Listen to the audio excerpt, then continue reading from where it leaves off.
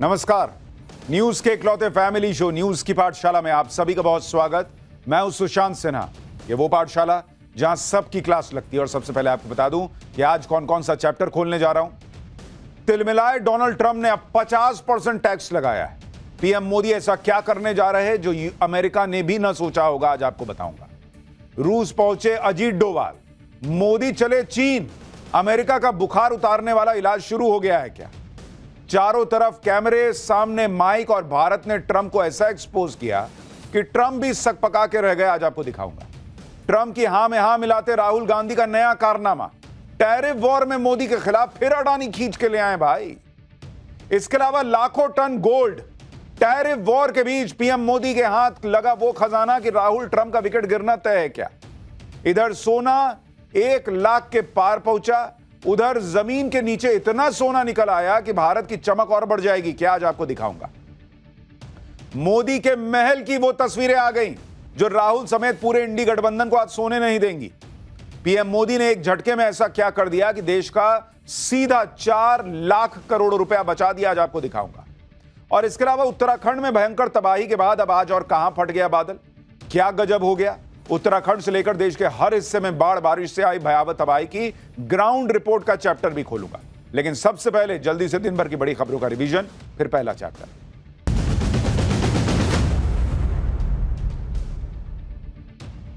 UP में चल रही अखिलेश यादव की पीडीए पाठशाला पर सीएम योगी आदित्यनाथ ने डायरेक्ट अटैक बोला है। सीएम योगी ने कहा कि बीजेपी ने बच्चों को ग से गणपति पढ़ाया, समाजवादी पार्टी पीडीए के नाम पर ग से गधा पढ़ा रही है। सपाइयों की बुद्धि भी गधे जैसी हो गई है। राहुल गांधी आज मानहानि के एक केस में झारखंड के चाईबासा में एमपी एमएलए कोर्ट में पेश हुए, जहां उन्हें कोर्ट ने शर्तों के साथ जमानत दे दी। मामला 2018 का है, जब एक रैली के दौरान राहुल गांधी ने गृहमंत्री अमित शाह के खिलाफ आपत्तिजनक टिप्पणी की थी, जिसके बाद बीजेपी नेता प्रताप कटिहार ने राहुल गांधी के खिलाफ मानहानि का मुकदमा दर्ज कराया था। उत्तर प्रदेश के पूर्व मंत्री स्वामी प्रसाद मौर्य पर रायबरेली में एक शख्स ने हमला कर दिया, जिसका वीडियो भी सामने आया है। इसमें दिखता है कि एक युवक ने माला पहनाने के दौरान स्वामी प्रसाद मौर्य को पीछे से थप्पड़ जड़ दिया। बाद में स्वामी प्रसाद मौर्य के समर्थकों ने आरोपी शख्स की पिटाई कर दी। जिस शख्स ने स्वामी प्रसाद मौर्य पर हमला किया वो करणी सेना का सदस्य है, जिसे पुलिस ने गिरफ्तार कर लिया है। बंगाल के बारासात में आज बीजेपी नेता शुवेंदु अधिकारी की कन्या सुरक्षा यात्रा में जबरदस्त बवाल हो गया। यात्रा के दौरान बीजेपी और टीएमसी के कार्यकर्ता आमने सामने आ गए। दोनों तरफ से जमकर लात घूंसे चले, जिसके बाद तनाव को देखते हुए इलाके में भारी पुलिस बल तैनात करना पड़ा है। दिल्ली पुलिस ने नकली जीवन रक्षक दवाओं के बड़े रैकेट का भंडाफोड़ किया है। रैकेट से जुड़े 6 लोगों को गिरफ्तार किया गया है। पुलिस ने हरियाणा और हिमाचल प्रदेश में 2 फैक्ट्रीज पर छापा मारकर भारी मात्रा में नकली दवाएं, मशीनें और पैकिंग का सामान जब्त किया। आरोप है कि यह गैंग नकली दवाओं को बनाने के साथ देश भर में इनकी सप्लाई भी कर रहा था।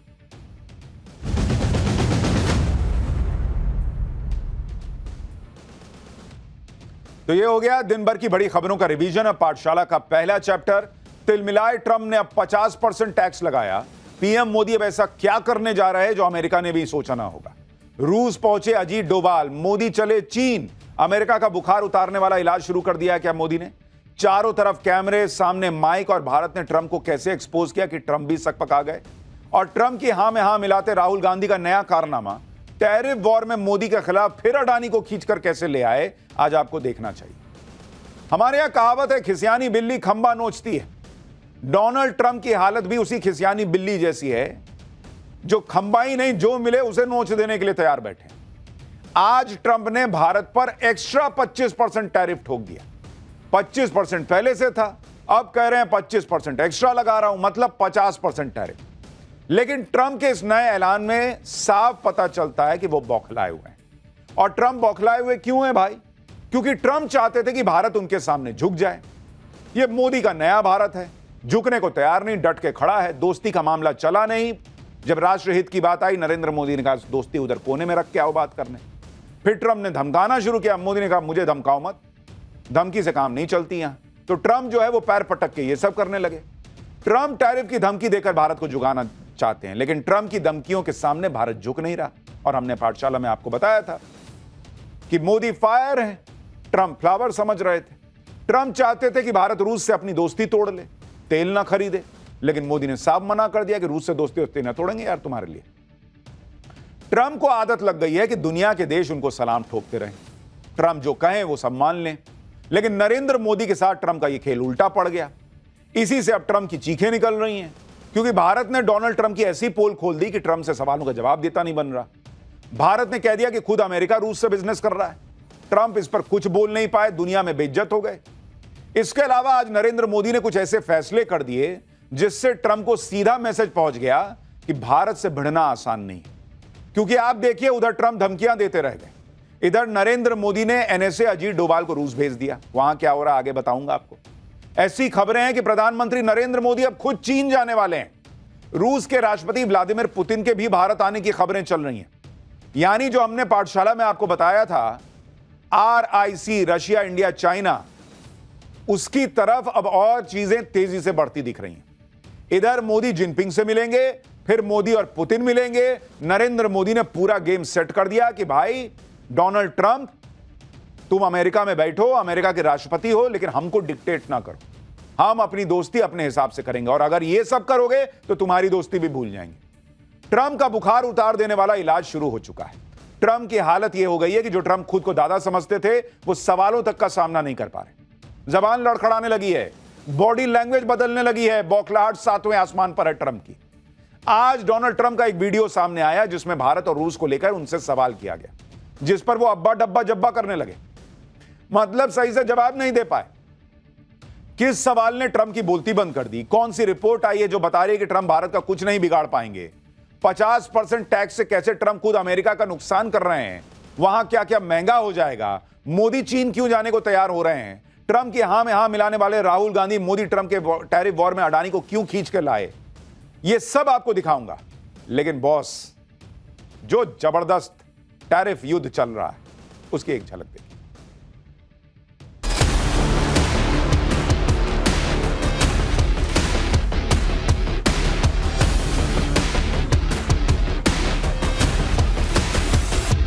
Well, I never said a percentage, but we'll be doing quite a bit of that.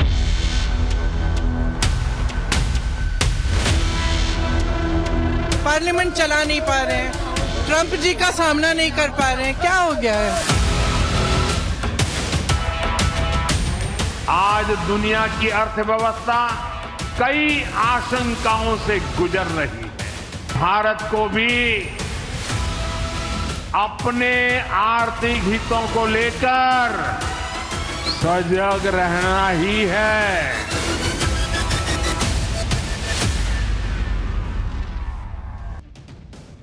Donald Trump कल से ही तिलमिलाए बैठे थे। रात में उनको नींद भी नहीं आई होगी, क्योंकि ट्रंप की नींद तो भारत ने उड़ा रखी है। ट्रंप धमकी दे रहे थे कि भारत रूस से तेल ना खरीदे। भारत ने साफ मना कर दिया कि कैसे नहीं खरीदेंगे जी। इस पर कल ही ट्रंप ने धमकी दे दी थी कि अगले 24 घंटे में भारत पर और टैरिफ लगा दूंगा। आज ट्रंप ने वही कर दिया, क्योंकि भारत झुका नहीं। भारत पर एक्स्ट्रा टैरिफ लगाने के ऑर्डर पर उन्होंने साइन कर दिया। इसके मुताबिक भारत से अमेरिका जाने वाले प्रोडक्ट्स पर अब 25% एक्स्ट्रा टैरिफ लगेगा। भारत पर पहले से ही ट्रंप 25% टैरिफ लगा चुके हैं।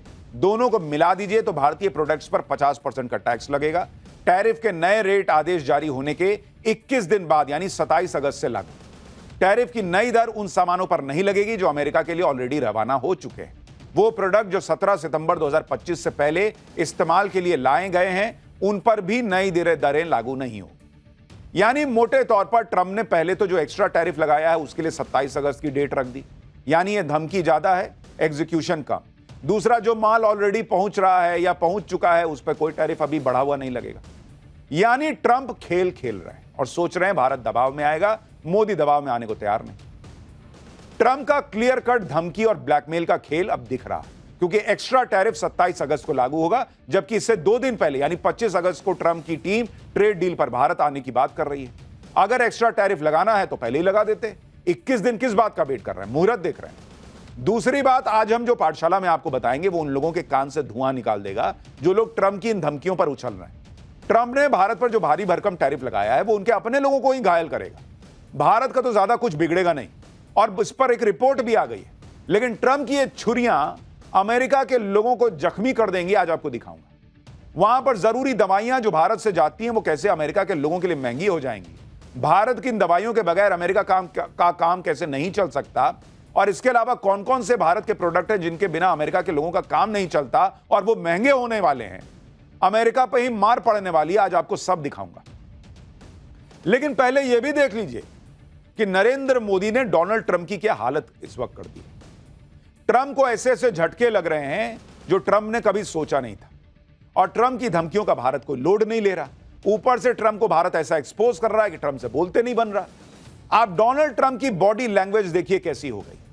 ट्रंप ने कल प्रेस कॉन्फ्रेंस की, आप देखिए ट्रंप का बॉस चेहरा उतरा हुआ है। टैरिफ के बारे में बातें तो कर रहे थे, लेकिन ट्रंप के चेहरे को देखिए, साफ साफ ट्रंप के चेहरे पे तनाव दिख रहा है। वरना इतना दांत चियार देते थे, हंसते रहते थे, आप देखिए चेहरे से हंसी गायब है। कहीं भी कुछ भी पूछें ट्रंप के पास जवाब होता है, लेकिन अब स्थिति यह हो गई है कि ट्रंप के पास सवालों के जवाब नहीं।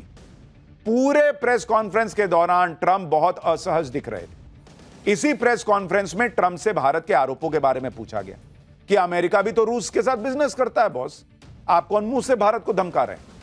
अमेरिका भी तो रूस से अपने लिए यूरेनियम और केमिकल मंगाता है, तो वो भारत के तेल खरीदने पर आपत्ति क्यों जता रहा है? इस पर ट्रंप का जवाब अब्बा डब्बा जब्बा वाला था। उन्होंने कहा कि मुझे नहीं पता कि ऐसा हो रहा है। सुनिए एक बार डोनाल्ड ट्रंप।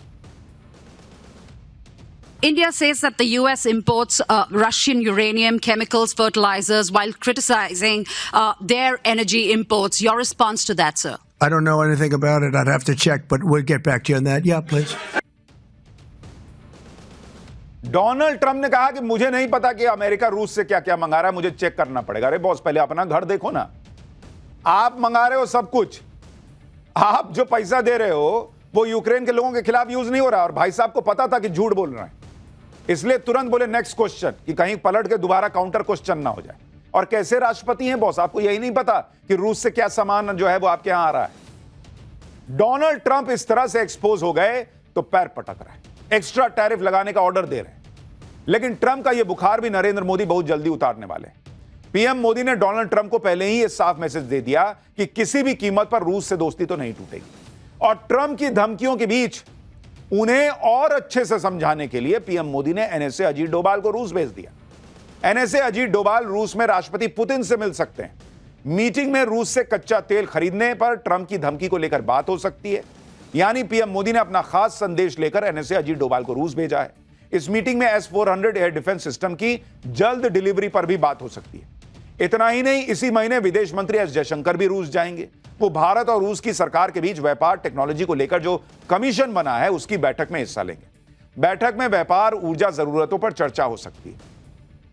यानी इधर ट्रंप रूस से व्यापार करने पर भारत को धमकियां दे रहे हैं, उधर पीएम मोदी इस बात पर जोर दे रहे हैं कि कैसे रूस के साथ व्यापार को और बढ़ाया जाए, कच्चा तेल खरीदा जाए और सस्ता मिल जाए तो और अच्छा, बाकी जो डिफेंस के हथियार वगैरह है वो तो खरीदें। अब आप सोचिए, ये तस्वीर देखेंगे डोनाल्ड ट्रंप तो उनको और कितना धक्का लगेगा, क्योंकि अमेरिका सोचता है मैं दुनिया का एकदम सबसे चीता देश हूं, मैं जो बोल दूं सब मानेगा। यहां मोदी सुनने को तैयार नहीं, अजीत डोभाल चले गए पुतिन से मिलने। इतना ही नहीं, ट्रंप को आज एक और करारा मैसेज चला गया। ट्रंप को यह सुनकर और शौक लगेगा कि अभी तो डोभाल रूस गए हैं, अब नरेंद्र मोदी चीन जाने वाले हैं। सूत्रों के मुताबिक पीएम मोदी इस महीने के अंत में जापान और चीन के दौरे पर जा सकते हैं। पीएम मोदी 29 अगस्त को जापान जा सकते हैं, उसके बाद 31 अगस्त और 1 सितंबर को 2 दिन के लिए चीन जा सकते हैं। पीएम मोदी एनुअल समिट में शामिल होने के लिए जापान जा सकते हैं, और चीन में वो SCO यानी शांघाई कोऑपरेशन ऑर्गेनाइजेशन के सालाना बैठक में शामिल हो सकते हैं। बॉर्डर पर चीन से तनाव के बाद पीएम मोदी की 6 साल में यह पहली चीन यात्रा होगी। इससे पहले दोनों नेता पिछले साल रूस में मिले थे।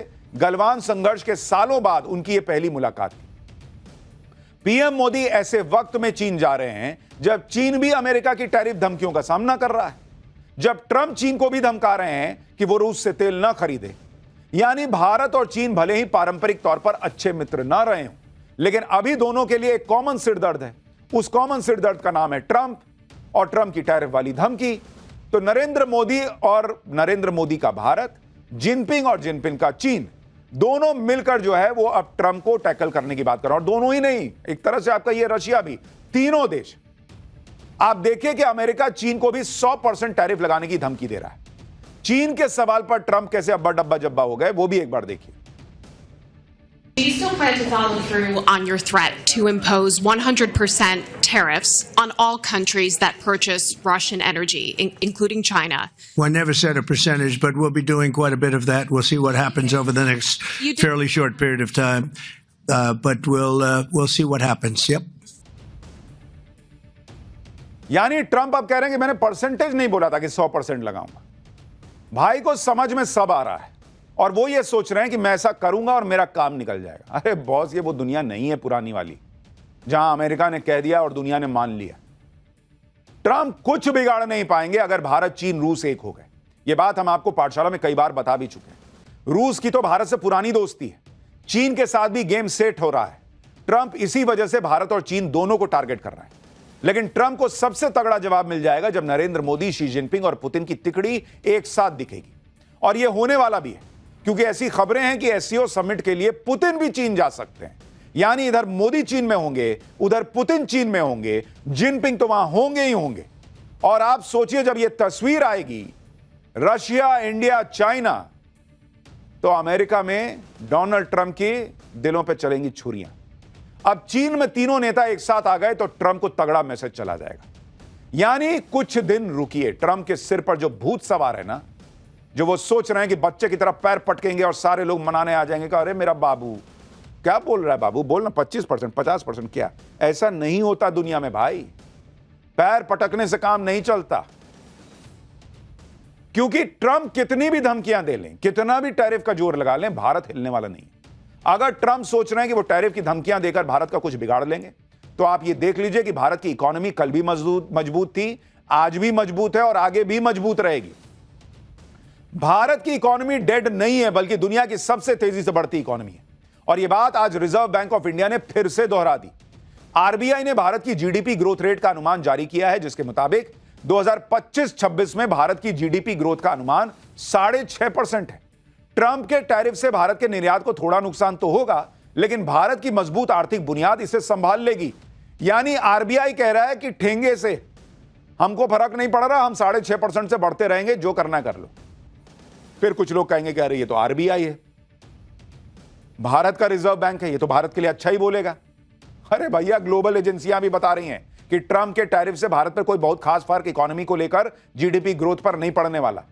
रेटिंग एजेंसी है गोल्डमैन सैक्स, उसने ट्रंप के 25% टैरिफ के बाद भारत की जीडीपी ग्रोथ पर कहा है कि 2025-26 में भारत की जीडीपी ग्रोथ का अनुमान 6.5% है।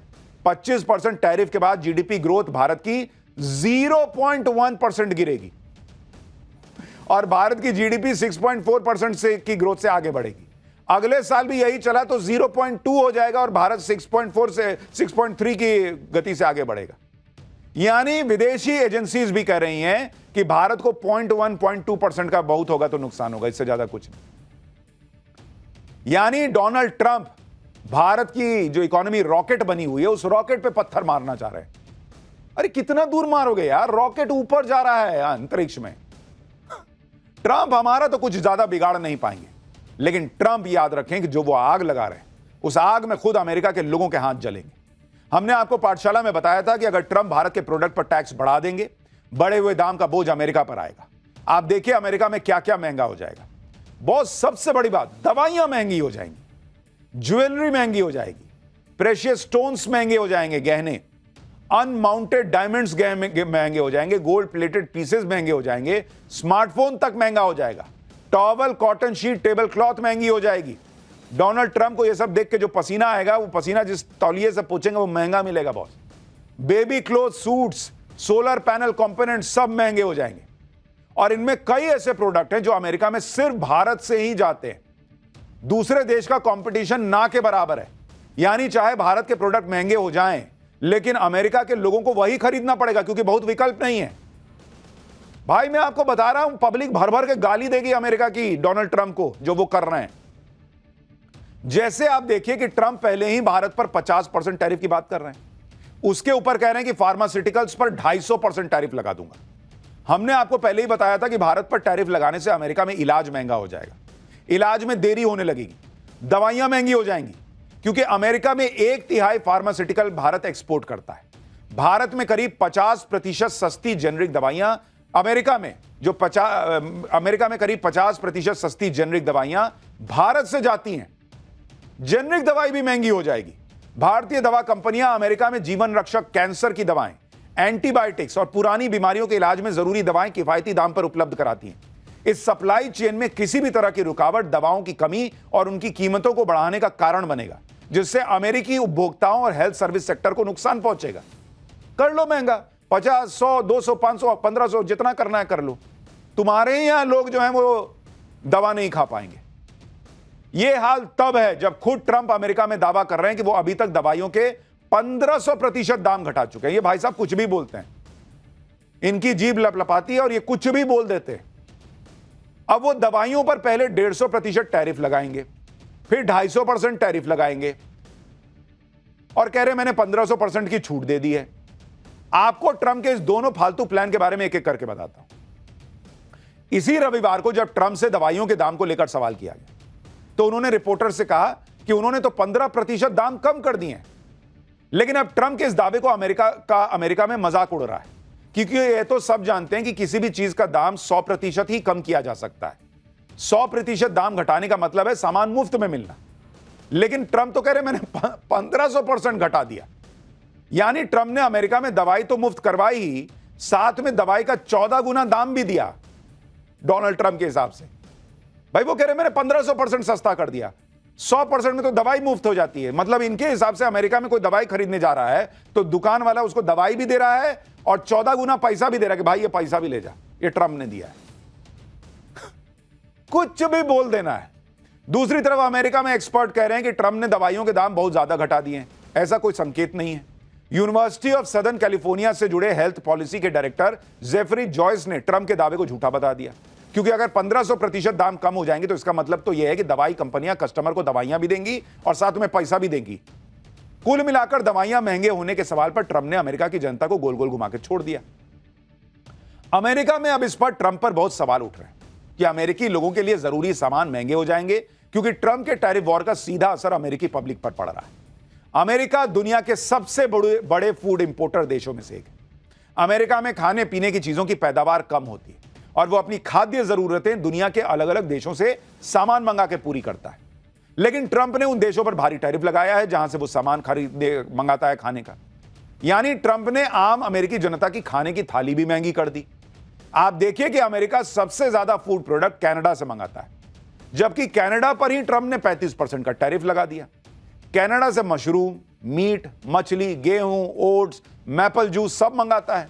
अब ये सारे सामान अमेरिका में महंगे होते जा रहे हैं। इसी तरह से मेक्सिको पर भी ट्रंप ने 25% टैरिफ लगाया है। मेक्सिको से अमेरिका टमाटर, प्याज, आम, तरबूज मंगाता है। 25% टैरिफ के बाद ये सारी चीजें अमेरिका में महंगी हो गई हैं। अमेरिका ने भारत पर 50% टैरिफ लगा दिया। भारत से अमेरिका बासमती चावल, काजू, मिलेट, सब्जियां मंगाता है। 50% टैरिफ की वजह से ये सारी चीजें भी अमेरिका में महंगी हो जाएंगी। यही हाल चीन, ब्राजील, ऑस्ट्रेलिया, इटली और दूसरे देशों का है, जहां से अमेरिका खाने पीने का सामान मंगाता है, लेकिन टैरिफ लगने के बाद ये सारे फूड प्रोडक्ट अमेरिका में महंगे हो गए। भले ही टैरिफ से ट्रंप का खजाना भर जाए, लेकिन महंगाई की चक्की में अमेरिकी पब्लिक पिस जाएगी, क्योंकि तुम्हारा खजाना भरेगा, फिर वही खजाने का पैसा निकाल के पब्लिक को अगर बांटोगे भी, तो ये क्या हिसाब है कि पूरी दुनिया से लड़ लिए, उनसे ज्यादा पैसा लिए, फिर महंगा सामान खरीदने के लिए पब्लिक को पैसा दिए, खजाना फिर खाली। ट्रंप की टैरिफ वाली सनक ने खुद अमेरिका के लोगों को चिढ़ा दिया है। भारत तो तगड़ा जवाब दे ही रहा। भारत की देखा देखी दूसरे देश भी ट्रंप को भरपूर जवाब दे रहे हैं। जैसे आप देखिए कि ब्राजील के राष्ट्रपति लूला डा सिल्वा ने ट्रंप से ब्राजील पर 50% टैरिफ लगा रखा है। ट्रंप ने उन पर। ट्रंप ने कल ही कहा था कि ब्राजील के राष्ट्रपति टैरिफ के मुद्दे पर जब चाहे उनसे बात कर सकते हैं।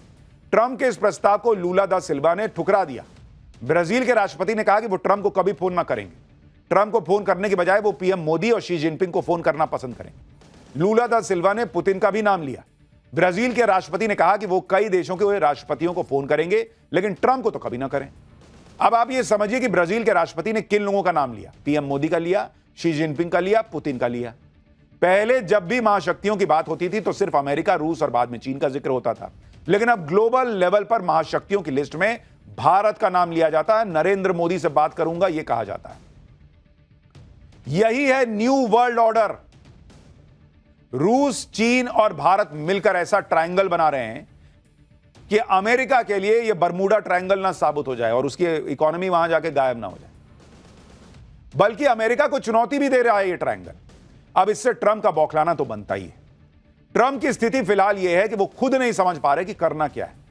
ट्रंप को लाइमलाइट में रहने की आदत है, रोज टैरिफ का धमाका करके सुर्खियों में रहते हैं, लेकिन अब भारत ने टैरिफ के मुद्दे पर ट्रंप की पोल खोल दी। ऐसे में अब ट्रंप अजीब अजीब हरकतें कर रहे हैं, जैसे कल ही ट्रंप व्हाइट हाउस की छत पर चढ़ गए, व्हाइट हाउस की छत का इंस्पेक्शन करने लगे। कहा जा रहा है कि ट्रंप व्हाइट हाउस को गोल्ड से सजाने में जुटे हुए हैं। ट्रंप ने व्हाइट हाउस की छत, चिमनी और फर्श पर सोने की परत चढ़वाकर उसे रेनोवेट किया है। अमेरिका का राष्ट्रपति व्हाइट हाउस की छत पर चढ़ेगा तो खबर तो बनेगी। व्हाइट हाउस में मौजूद पत्रकारों ने जब ट्रंप से पूछा कि आप क्या बनवाने की कोशिश कर रहे हैं, छत पे क्या चढ़ गए बॉस? सुनिए ट्रंप ने क्या जवाब दिया। Sir, why are you on the roof? Mr. President, what are you doing up there? Taking a little roof. Come down and talk to us. उधर ट्रंप कुछ भी कर रहे हैं, इधर भारत में ट्रंप के नाम पर इंडी गठबंधन अपनी पॉलिटिक्स करने में जुटा है। कांग्रेस लगातार ट्रंप के टैरिफ वाली धमकियों और सीजफायर वाले बयानों को हवा दे रही है। कांग्रेस कह रही है कि पीएम मोदी ट्रंप का सामना नहीं कर पा रहे। ट्रंप चाहते हैं कि भारत पाकिस्तान के बीच सीजफायर करवाया था, पीएम मोदी सीधे सीधे इसका खंडन नहीं कर रहे। गजब ही है बॉस कांग्रेस की पॉलिटिक्स। जबकि पीएम मोदी भरी संसद में ऐलान कर चुके कि भारत और पाकिस्तान के बीच सीजफायर में दुनिया के किसी तीसरे देश का दखल नहीं था, लेकिन कांग्रेस को भारत सरकार से ज्यादा ट्रंप पर भरोसा है।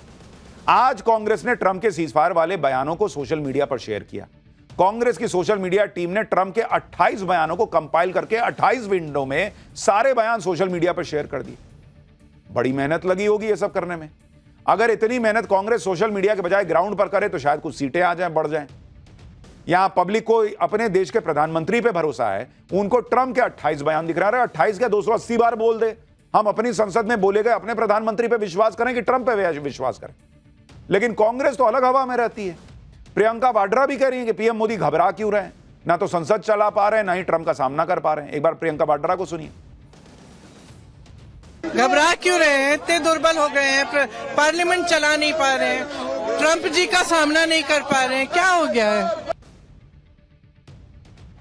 ट्रंप का नाम लेकर राजनीति करने में राहुल गांधी अलग लेवल पे चले गए। ट्रंप की हां में हां मिलाते राहुल गांधी ने नया कारनामा किया। ट्रंप के टैरिफ वॉर के बीच में राहुल गांधी ने मोदी के खिलाफ अडानी को भी एंट्री करा दी। राहुल ने सोशल मीडिया पर आज लिखा कि भारतवासियों प्लीज ये समझिए, राष्ट्रपति ट्रंप की बार बार की धमकियों के बावजूद पीएम मोदी उनके सामने खड़े नहीं हो पा रहे। इसकी वजह अडानी के खिलाफ अमेरिकी जांच है जो चल रही है। एक धमकी मोदी और रूसी तेल सौदों के बीच वित्तीय संबंधों को उजागर करने की भी है। मोदी के हाथ बंधे हुए हैं। राहुल गांधी अब ट्रंप के मामले में अडानी का नाम लेने लगे कि भाई अमेरिका में अडानी पे जांच हुई थी और अब देखिए मोदी इसलिए ट्रंप को जवाब नहीं दे पा रहे। अडानी का नाम लेकर राहुल गांधी ने अपने ही नैरेटिव को हालांकि गलत साबित कर दिया, क्योंकि अगर बात वाकई अडानी को बचाने की होती है तो फिर तो नरेंद्र मोदी ट्रंप से डील ना कर लेते बॉस, अडानी को बचा लेते। उनके हिसाब से अगर लॉजिक से नरेंद्र मोदी सब अडानी के लिए कर रहे हैं तो भाई डोनाल्ड ट्रंप जो बोलते वो कर लेते। मोदी तो यहां देश के किसानों के लिए भिड़े पड़े हैं कि नहीं हम तुमको नहीं घुसने देंगे अपने कृषि मार्केट में। एमएसएमई सेक्टर के व्यापारियों को बचाने के लिए लगे हुए हैं, अपने देश की इकोनॉमी के लिए लड़ रहे हैं ट्रंप से। तो अगर अडानी को बचाना होता तो जो ट्रंप बोलते वो डील कर लेते। लेकिन पीएम मोदी तो ट्रंप के सामने झुक नहीं रहे, उल्टे ट्रंप का पारा हाई हो रहा है कि आदमी झुक क्यों नहीं रहा। ट्रंप के गुस्से की जांच अडानी के केस पर भी आ सकती है। और राहुल गांधी कह रहे हैं कि भाई अडानी को बचाने के लिए नरेंद्र मोदी जो है वो ट्रंप का नाम नहीं लेते। अगर ऐसा ही होता तो ट्रंप तो टैरिफ लगाने के बजाय नरेंद्र मोदी से डील करते कि मैं अडानी को का केस छोड़ दूंगा, तुम रूस से तेल खरीदना छोड़ दो। और राहुल गांधी के हिसाब से तो मोदी सब अडानी के लिए करते हैं, तो रूस से तेल खरीदना छोड़ देते। ये टैरिफ वाली मारामारी क्यों करते ट्रंप? अपनी फजीहत क्यों कराते? सीधा बैकडोर से अडानी और तेल की डील हो जाती। लेकिन वो सच्चाई है नहीं। राहुल गांधी बोलने को बोल देते हैं, लेकिन लॉजिक जो है उनकी बातों में होता नहीं। इसी बीच ट्रंप की टैरिफ लगाने पर भारत ने भी अमेरिका को अब तगड़ा जवाब दे दिया है। इस वक्त की बड़ी खबर आपको बता दूं, ब्रेकिंग न्यूज, रूस से तेल आयात करने के फैसले को भारत ने फिर सही बताया है। अमेरिका का टैरिफ अनुचित है, अन्यायपूर्ण है, तर्कहीन है और भारत अपने हितों के लिए हर जरूरी कदम उठाएगा। यानी डोनाल्ड ट्रंप ने जो 25% एक्स्ट्रा टैरिफ लगाने की बात की, उसके बाद भारत ने फिर डोनाल्ड ट्रंप के मुंह पर यह जवाब मारा है कि बॉस, हम अपने देश के हित के लिए जो जरूरी कदम उठाएंगे, आप जो कर रहे हो वो अनुचित है, अन्यायपूर्ण है, तर्कहीन है, और हम जो फैसला कर रहे हैं रूस से तेल आयात का, वो फैसला सही है। भारत ने फिर दोहरा दिया है। यानी डोनाल्ड ट्रंप फिर पैर पटकते हुए व्हाइट हाउस की छत पे चढ़ सकते हैं, मन है तो। भारत और रूस के व्यापार को लेकर बहुत सारी गलतफहमी भी फैलाई जा रही है, जबकि सच क्या है मैं आपको वो भी बताता हूं। पहली बात तो यह है कि रूस से तेल खरीदने पर कोई रोक नहीं लगी हुई, कोई सैंक्शन नहीं है, ये याद रखिएगा। सिर्फ G7 देशों ने प्राइस कैप लगाया हुआ है और भारत उस प्राइस कैप को मान रहा है। तो ये कोई ये ना कहे कि रूस से खरीद के भारत कोई बहुत बड़ा पाप कर रहा है। अगर इतना ही आपको लगता है कि रूस से तेल खरीदने पे यूक्रेन में लोग मारे जाते हैं तो सैंक्शन लगाते ना बॉस। इतने दिन से सैंक्शन लगाते नहीं बन रहा था। दूसरी बात, रूस से नेचुरल गैस खरीदने के मामले में सबसे टॉप पर भारत नहीं बल्कि यूरोपियन यूनियन है। सिर्फ जून के महीने में ही यूरोपीय यूनियन ने रूस से गैस खरीदने पर 12,000 करोड़ रुपए खर्च कर दिए।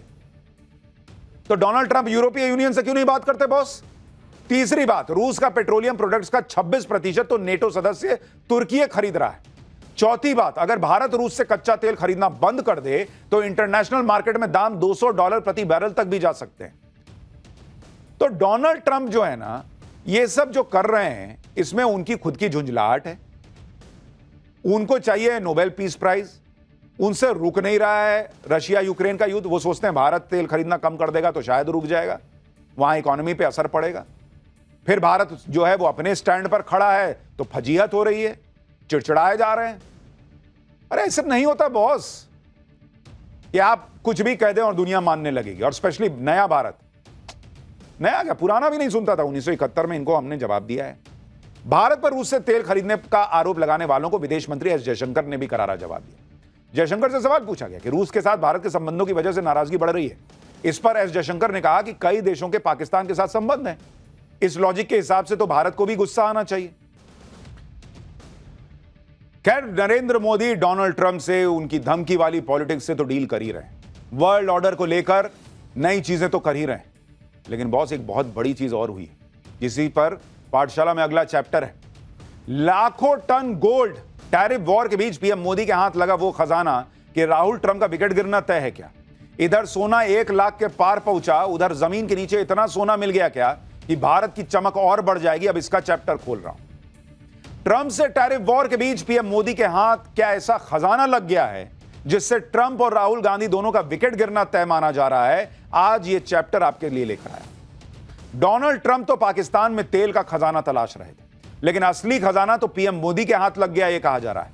ये कौन सा खजाना है, इसे जानकर डोनाल्ड ट्रंप भी चौंक जाएंगे कि बॉस, असल जैकपॉट तो भारत का लगा है। वो भी ऐसा जैकपॉट जो ट्रंप की टैरिफ, पेनल्टी, सारी धमकियों को धुआं धुआं कर सकता है। ऐसा खजाना जो किस्मत पलट सकता है, भारत की रॉकेट बनी इकोनॉमी को और तेज रफ्तार दे सकता है, भारत को फिर से सोने की चिड़िया बना सकता है। और ऐसा इसलिए कहा जा रहा है क्योंकि भारत में सोने के बड़े भंडार का पता चला है। ऐसी खबरें हैं। यह सोने का भंडार करीब 250 एकड़ में फैला हुआ है। यहां लाखों टन सोना मिलने की संभावना जताई गई है। और अगर यह हो गया तो बॉस, भारत के लिए समझिए जैकपॉट लगने जैसा होगा। सोने का भंडार मिलने का मतलब है भारत के हाथ कुबेर का खजाना लग जाना। जिस कच्चे तेल और डॉलर के लिए ट्रंप इस वक्त लड़ भिड़ रहे हैं, उससे ज्यादा कीमती गोल्ड के भंडार की खोज भारत में होने का दावा किया जा रहा है। और गोल्ड वो चीज है जो किसी देश की आर्थिक ताकत तय करती है। कोई देश कितना संपन्न है उसका एक पैमाना उसका गोल्ड रिजर्व भी होता है। आर्थिक संकट के वक्त किसी देश के उसके सोने के भंडार ही उसको बचाते हैं। और सिर्फ गोल्ड ही नहीं, इस वक्त रेयर अर्थ मटेरियल भी किसी सोने से कम नहीं है। और प्रधानमंत्री मोदी उसको खोजने के लिए भी युद्ध स्तर पर काम कर रहे हैं। पीएम मोदी देश के लिए और क्या क्या खजाना तलाश करवा रहे हैं, जमीन से लेकर समंदर के अंदर भारत कौन कौन से खजाने तलाश रहा है, देश के किस हिस्से में सोने के भंडार मिलने का दावा किया जा रहा है, यह सब आपको बताऊंगा। लेकिन पहले भारत के हाथ लगे नए जैकपॉट के दावे की एक झलक देखिए।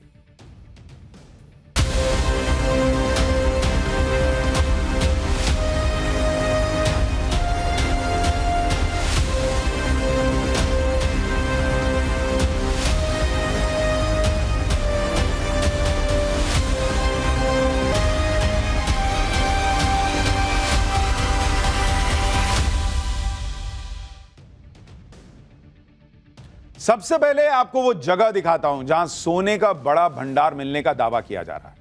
यह मध्य प्रदेश का मैप है। इसमें एक जिला है जबलपुर, जहां सीहोर तहसील के बेला और बिनैका गांव में सोने के भंडार मिलने का दावा किया जा रहा है।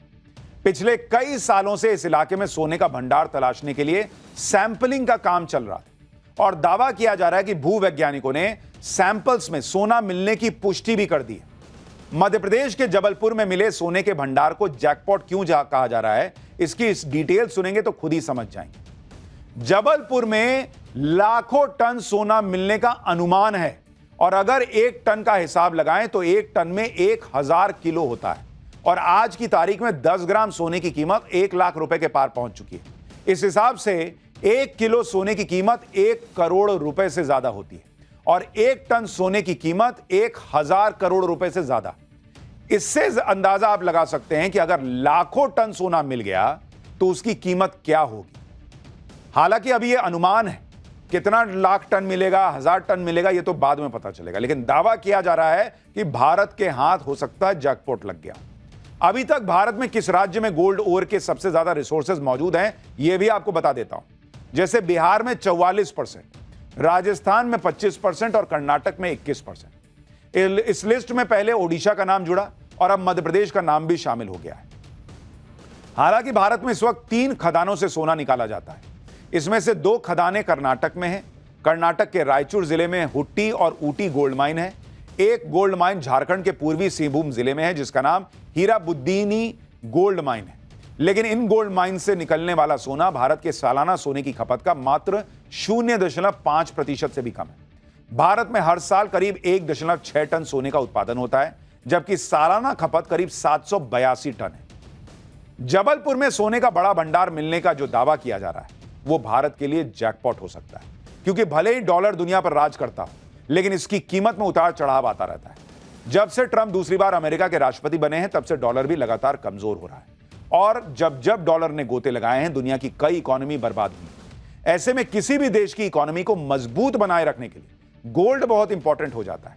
जितना ज्यादा सोने का रिजर्व देश के पास होगा उसकी इकोनॉमी उतनी ही मजबूत होगी। सोने का रिजर्व करेंसी को मजबूत बनाए रखता है। मजबूत करेंसी से इंपोर्ट एक्सपोर्ट आसानी से होता है, जिससे ट्रेड बढ़ जाता है। ट्रेड की बढ़ोतरी से ओवरऑल इन्फ्लेशन कम होती है और जीडीपी भी बढ़ती है। अब यह भी देखिए कि जो ट्रंप आज भारत की इकोनॉमी को डेड इकोनॉमी बता रहे हैं और ट्रेड डील के टैरिफ की धमकी दे रहे हैं, वो अमेरिका आज दुनिया में नंबर 1 है, क्योंकि उसके पास दुनिया का सबसे ज्यादा गोल्ड रिजर्व है। अलग अलग रिपोर्ट्स के मुताबिक अमेरिकी सेंट्रल बैंक में दिसंबर 2024 तक 8133 टन सोने का रिजर्व मौजूद है। दूसरे नंबर पर जर्मनी का सेंट्रल बैंक है, जहां करीब 3300 टन सोने का रिजर्व मौजूद है। चीन का गोल्ड रिजर्व 2299 टन का है और यही तीनों देश दुनिया की टॉप 3 इकोनॉमी है। इसी तरह स्विट्जरलैंड, नीदरलैंड और पोलैंड जैसे छोटे देश भी मजबूत क्यों हैं? क्योंकि ये छोटा देश होने के बावजूद दुनिया में सबसे ज्यादा गोल्ड रिजर्व रखने वाले टॉप 10 देशों में शामिल है। और अगर भारत के सेंट्रल बैंक यानी आरबीआई की बात करें तो मार्च 2025 तक आरबीआई में करीब 880 टन सोना जमा है। पीएम मोदी कई बार कह चुके हैं कि भारत जल्दी ही दुनिया की टॉप 3 इकोनॉमी में शामिल हो जाएगा। इसके लिए पीएम मोदी गोल्ड रिजर्व की अहमियत को जानते हैं। इसलिए एक तरफ पीएम मोदी देश में जमीन के अंदर छिपे सोने के भंडार खोज रहे हैं, तो देश के गोल्ड रिजर्व को भी तेजी से बढ़ा रहे हैं। यही वजह है कि भारत भी आज दुनिया के टॉप 10 गोल्ड रिजर्व देशों में शामिल हो चुका है। पिछले 10 सालों के आरबीआई के आंकड़ों पर अगर आप नजर डालें तो जो भारत का गोल्ड रिजर्व है वो कितना बढ़ गया है बीते 10 साल में, आपको बताता हूं। भारत का जो गोल्ड रिजर्व है उसकी जानकारी आप देखिए कि भारत के पास कितना गोल्ड रिजर्व है। 30 जून 2015 इस वक्त तक भारत के पास कितना था? करीब 558 टन इतना गोल्ड का रिजर्व था। और अगर आप देखेंगे 31 मार्च 2025 अभी कितना है? 880 टन सोने का रिजर्व भारत के पास मौजूद है। यानी 10 साल में करीब करीब आप देखिएगा 322 टन सोने का रिजर्व भारत का बढ़ गया है, जो कि करीब 58% की बढ़ोतरी है। सालाना बढ़ोतरी 32,000 किलो। देश में सोने की बढ़ती खपत को देखते हुए मोदी सरकार ने सोने का उत्पादन बढ़ाने के लिए रोड मैप भी तैयार किया है। जिसके लिए नीति आयोग ने देश में सोने की खदानों की पहचान के लिए स्टडी की है। इसके तहत 2030 तक सोने की मौजूदगी वाले इलाकों की पहचान की जाएगी। उन इलाकों में सर्वे किया जा रहा है जहां सोने के भंडार मिलने की उम्मीद है। अगले 10 साल में पूरे देश में खदानों से सोने को निकालने का काम में जो है वो तेजी से बढ़ेगा और प्राइवेट सेक्टर की भागीदारी बढ़ाने के लिए माइनिंग सेक्टर में 100% एफडीआई को भी मंजूरी दी जा चुकी है। एक तरफ भारत में सोने के नए नए भंडार मिल रहे हैं, यानी भारत की धरती सोना उगल रही है, और दूसरी तरफ सोने की कीमतों में रिकॉर्ड तोड़ बढ़ोतरी भी लगातार हो रही है और बावजूद इसके भारत में सोने की खपत बढ़ी है। HSBC ग्लोबल की रिपोर्ट के मुताबिक दिसंबर 2024 तक के भारतीय घरों में 25,000 टन से ज्यादा सोना जमा हो चुका है। दुनिया के प्राइवेट गोल्ड रिजर्व का 14% हिस्सा भारत के घरों में है, जो दुनिया का सबसे बड़ा प्राइवेट गोल्ड रिजर्व जिसकी मौजूदा कीमत के हिसाब से मार्केट वैल्यू 200 लाख करोड़ रुपए से ज्यादा बैठती है, जो पाकिस्तान की जीडीपी के 6 गुना से भी ज्यादा है। यानी जितनी पाकिस्तान की जीडीपी नहीं, उससे ज्यादा सोना तो हमारे यहां लोगों के घरों में। दुनिया इस बात से हैरान है कि सोने की बढ़ती कीमतों के बावजूद भारत में इसकी खपत कम क्यों नहीं हो रही। फाइनेंशियल ईयर 2025 में भारत में सोने की खपत 782 टन थी और कोविड संकट से पहले की तुलना में यह 15% ज्यादा है। भारत में गोल्ड बार और सिक्कों में होने वाले निवेश में 25% की सालाना ग्रोथ दर्ज हुई है। फाइनेंशियल ईयर 2025 में सोने के बढ़ते दाम की वजह से करीब भारत के प्राइवेट गोल्ड रिजर्व यानी घरों में रखे सोने से 65 लाख करोड़ रुपए का बंपर फायदा हुआ।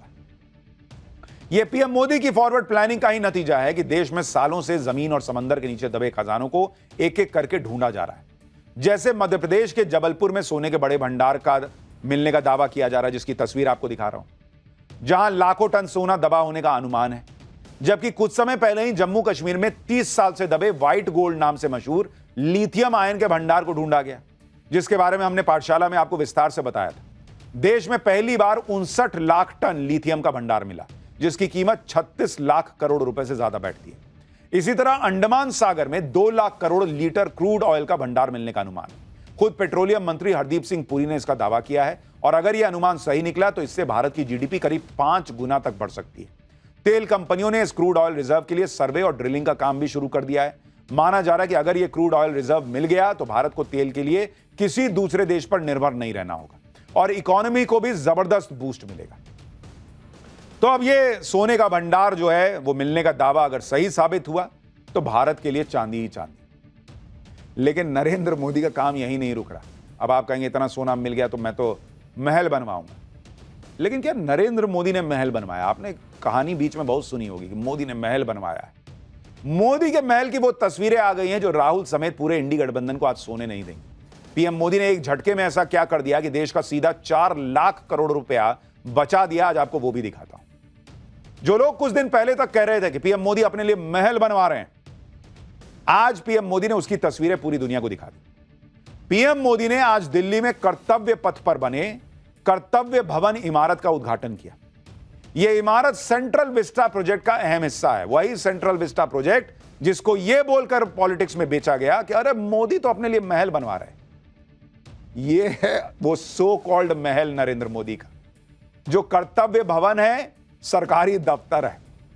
कर्तव्य भवन 3 पूरी तरह बनकर तैयार है, जबकि कर्तव्य भवन 1 और 2 भी इसी महीने तक पूरे हो जाएंगे। इन तीनों बिल्डिंग्स को मिलाकर बनने वाली जगह देश के कई महत्वपूर्ण मंत्रालयों का नया पता होगी। लेकिन पीएम मोदी को देश के लिए शुरू किए गए इस ड्रीम प्रोजेक्ट के लिए भी लड़ाई लड़नी पड़ी। सेंट्रल विस्टा प्रोजेक्ट को लेकर सरकार ने हाईकोर्ट तक में लड़ाई लड़ी। कोर्ट में इस प्रोजेक्ट को तो मौत का किला तक करार दे दिया गया, देने की कोशिश की गई। कभी पर्यावरण के नाम पर, कभी कोरोना का हवाला देकर काम रुकवाने की कोशिश की गई। विपक्ष का आरोप था कि सेंट्रल विस्टा प्रोजेक्ट में सरकार फिजूल खर्ची कर रही है। राहुल गांधी ने तो सेंट्रल विस्टा प्रोजेक्ट को आपराधिक बर्बादी करार दे दिया था। लेकिन इसके बाद भी पीएम मोदी न रुके न झुके और अब उसी का परिणाम देश के सामने है। कर्तव्य भवन 3 और सेंट्रल विस्टा प्रोजेक्ट का पूरा अपडेट आपको बताऊंगा। आपको यह भी आज बताऊंगा कि कैसे पीएम मोदी के एक फैसले ने देश के 4 लाख करोड़ रुपए से ज्यादा बचाए। लेकिन पहले जरा झलक देखिए।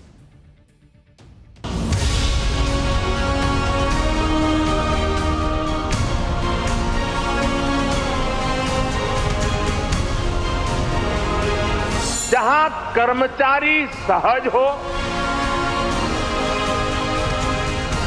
फैसले तेज हो और सेवाएं सुगम हो।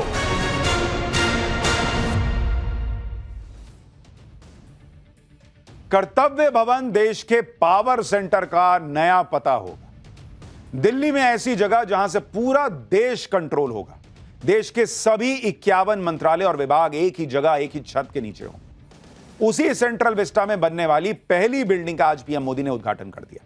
उद्घाटन कार्यक्रम के बाद पीएम मोदी बिल्डिंग के कंट्रोल सेंटर पहुंचे, जहां उन्होंने एक एक चीज की डिटेल जानकारी ली। पीएम मोदी जो भी करते हैं बड़ी शिद्दत के साथ करते हैं, और यह प्रोजेक्ट तो ऐसा है जो देश के भविष्य की बुनियाद को मजबूत करेगा। आप तस्वीर देखिए बॉस, सरकारी दफ्तर का मतलब लोग सोचते थे मोटी मोटी फाइलें, कचरा, गंदगी, एकदम जैसे प्राइवेट ऑर्गेनाइजेशंस होते हैं, चक चक वैसा सरकारी दफ्तर बना दिया है नरेंद्र मोदी। ये आप तस्वीरें देखिए बॉस, मॉनिटरिंग के लिए पूरी स्क्रीन लगी हुई है। पीएम मोदी ने सेंट्रल विस्टा प्रोजेक्ट के डेवलपमेंट की पूरी जानकारी आज ली। प्रोजेक्ट कहां तक पहुंचा, कितना काम बाकी है, क्योंकि वो खुद ही इस पूरे प्रोजेक्ट को अब मॉनिटर भी कर रहा है। पीएम मोदी ने सरकारी दफ्तरों में सिर्फ वर्क कल्चर ही नहीं बदला है, बल्कि वर्क प्लेस को भी बदल कर रख दिया है। पहले सरकारी ऑफिस की हालत कैसे होती थी, ये किसी से छिपा नहीं है। उसी पुराने सिस्टम को पीएम मोदी बदल रहे हैं। ऐसी हाईटेक बिल्डिंग और उसमें हाईटेक सिस्टम है जिन्हें सुनकर आप चौंक जाएंगे। जिस कर्तव्य भवन 3 की बिल्डिंग का आज पीएम मोदी ने उद्घाटन किया है, उसमें 2 बेसमेंट और 7 फ्लोर है। इस भवन में 850 ऑफिस रूम है, 850, 24 बड़े कॉन्फ्रेंस हॉल हैं, 26 छोटे कॉन्फ्रेंस हॉल हैं, 67 मीटिंग रूम है, 27 लिफ्ट हैं, 2 एस्केलेटर हैं, योगा सेंटर है, क्रैश है जो बच्चे को आप रखते हैं वहां पर काम करने के लिए, मेडिकल रूम है, कैफे है, 600 गाड़ियों की पार्किंग की व्यवस्था है, 700 सीसीटीवी इंस्टॉल किए गए हैं, ईवी कार के लिए 120 चार्जिंग पॉइंट हैं, बिजली बचाने वाली स्मार्ट लाइट्स लगाई गई हैं। भवन की छत पर 366 किलोवाट का सोलर पैनल लगा है, जिससे हर साल 5,34,000 यूनिट बिजली की बचत होगी। साउंड पॉल्यूशन कम करने के लिए कांच की विशेष खिड़कियां लगाई गई हैं। इस बिल्डिंग में गृह मंत्रालय, विदेश मंत्रालय, ग्रामीण विकास मंत्रालय, एमएसएमई मंत्रालय, कार्मिक विभाग, पेट्रोलियम मंत्रालय और प्रधान वैज्ञानिक सलाहकार का भी ऑफिस होगा।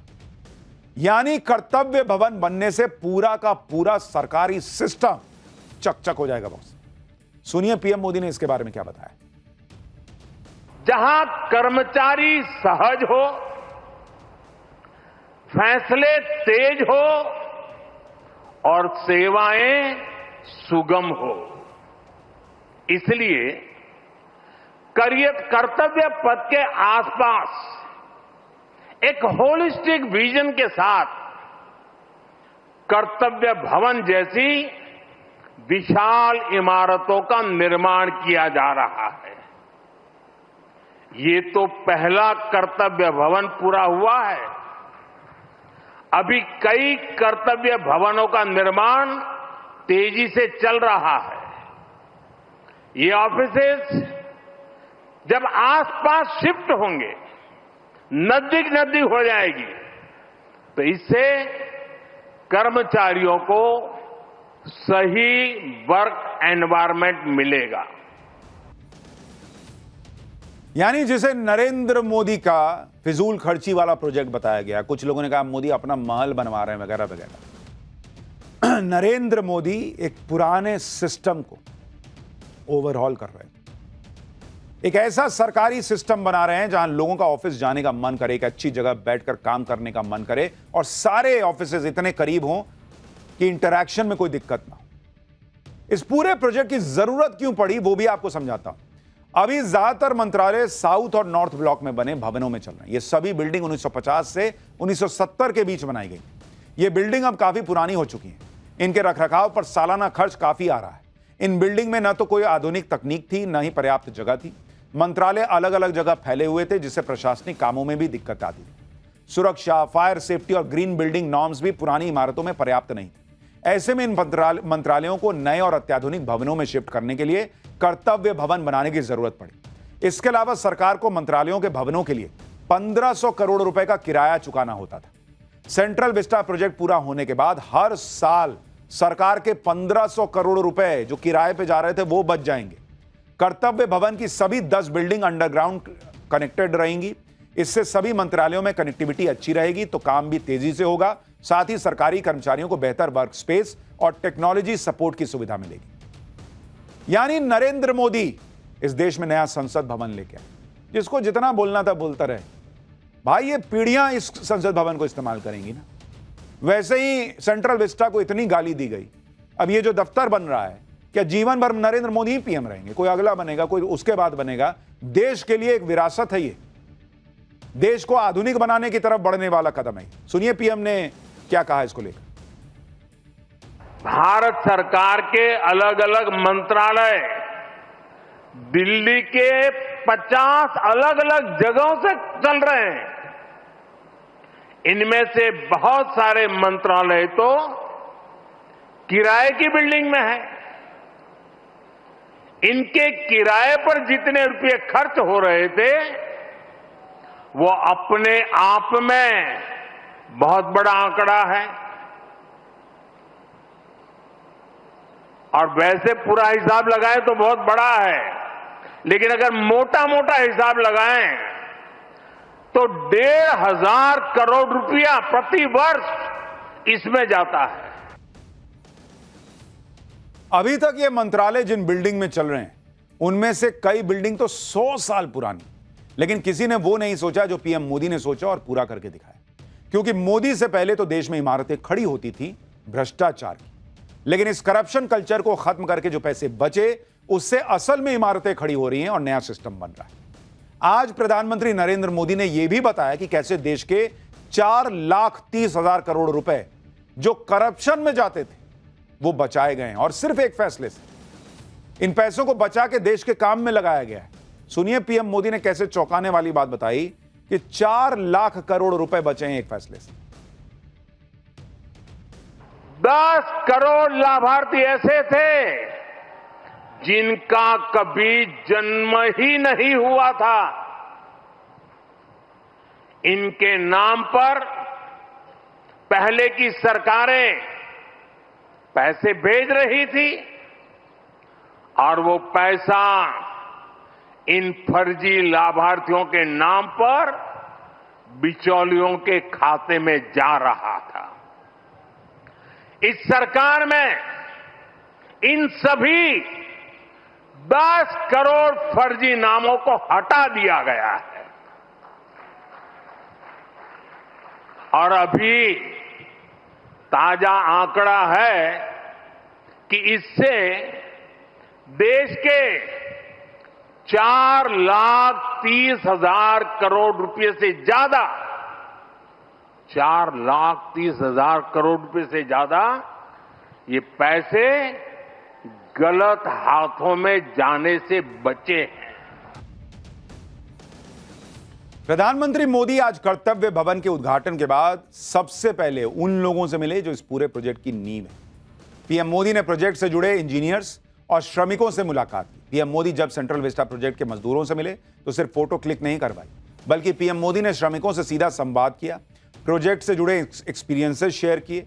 पीएम मोदी इन तस्वीरों को देखकर, उनकी जो ये तस्वीरें हैं, विपक्ष को तो आग ही लग गई हो, क्योंकि जब ये प्रोजेक्ट शुरू हुआ था तब विपक्ष कह रहा था कि मजदूरों के साथ अन्याय हो रहा है, मजदूरों को सुविधाएं नहीं मिल रही। मोदी तो अपने उद्योगपति दोस्तों से मिलते हैं, गरीब से तो मिलते ही नहीं है। लेकिन ये तस्वीरें इन सारे आरोपों को हवा में उड़ा रही हैं। और नरेंद्र मोदी हर बार, आप देखिए, राम मंदिर बना हो, विदेश में कोई प्रोजेक्ट होता है वहां भी जाते हैं, अगर पूरा हुआ तो वहां के जो श्रमिक भाई हैं उनसे मिलते हैं। पीएम मोदी श्रमजीवियों का सम्मान करना कभी नहीं भूलते और आज भी वही दिखा। लेकिन नरेंद्र मोदी जो काम कर रहे हैं उस तूफान में सिर्फ आरोप हवा में उड़ गए। लेकिन एक तूफान जो उत्तराखंड में आया, देश के अलग अलग हिस्सों में आया, अब उसके बारे में बताता हूं। उत्तराखंड में भयंकर तबाही के बाद अब आज और कहां बादल फट गया, क्या गजब हो गया। उत्तराखंड से लेकर देश के हर हिस्से में बाढ़, बारिश से आई भयावह तबाही की ग्राउंड रिपोर्ट का चैप्टर खुलता। कल का दिन उत्तराखंड में धराली गांव के लिए कयामत के दिन से कम नहीं था, जब बादल फटने के बाद ऐसा सैलाब आया कि पूरे धराली गांव को निगल गया। घर, गाड़ी, लोग, पानी और मलबे का सैलाब चंद सेकंड में सब बहा कर ले गया। लेकिन अब धराली में रेस्क्यू ऑपरेशन चलाने की भी पहाड़ जैसी चुनौती है। खराब मौसम, जगह जगह भूस्खलन, टूटी सड़कें रेस्क्यू टीमों का रास्ता रोक रही हैं। धराली में तबाही के एपिसेंटर तक पहुंचना मुश्किल हो रहा है क्योंकि बादल फटने से धराली जाने वाला नेशनल हाईवे बुरी तरह क्षतिग्रस्त हो गया है। कई हिस्से टूट गए। आप देखिए कि हादसे के तुरंत बाद उत्तरकाशी से निकली एनडीआरएफ और एसडीआरएफ की टीमें 30 घंटे बाद भी धराली नहीं पहुंच पाई। बरेली में MI-17 और ALH MK3, आगरा में AN-32 और C-295 transport aircraft rescue mission के लिए उड़ान नहीं भर पा रहे। लेकिन भारतीय सेना हर चुनौती का सामना करते हुए धराली पहुंच चुकी है और सर्च एंड रेस्क्यू ऑपरेशन में भी जी जान से जुटी। धराली आपदा में अभी तक 6 लोगों की मौत की पुष्टि हुई है। 190 से ज्यादा लोगों को बचाया गया है। सैकड़ों लोगों के लापता होने की आशंका है, जिसमें सेना के भी 7-8 जवान। धराली गांव में कम से कम 200 लोगों के फंसे होने की आशंका। उत्तराखंड के धराली गांव की तस्वीरें तो आपने देखी, लेकिन आज आपको यह भी देखना चाहिए कि हिमाचल प्रदेश के किन्नौर कैलाश में कैसे आज बादल फटे। इसके बाद जब पहाड़ों से बड़े बड़े बोल्डर्स के साथ मलबा नीचे आया तो देखने वालों की चीखें निकल गई। देखिए, पहाड़ से ऐसा सैलाब आया कि अपने साथ सब कुछ बहा ले गया। यहां पर एक लोहे का पुल भी था जिसे यह सैलाब अपने साथ बहा कर ले गया। बादल फटने के बाद किन्नार के रिब्बा गांव के लोगों ने पहले ही पूरा गांव खाली कर दिया था। लोगों को पता था कि जब पहाड़ से मलबा आएगा तो अपने साथ सब कुछ बहा कर ले जाएगा। और इस तरह की तस्वीरें बड़ी भयावह रही हैं। समय कम बचा है, इसलिए पूरी खबर आपको नहीं बता पाया।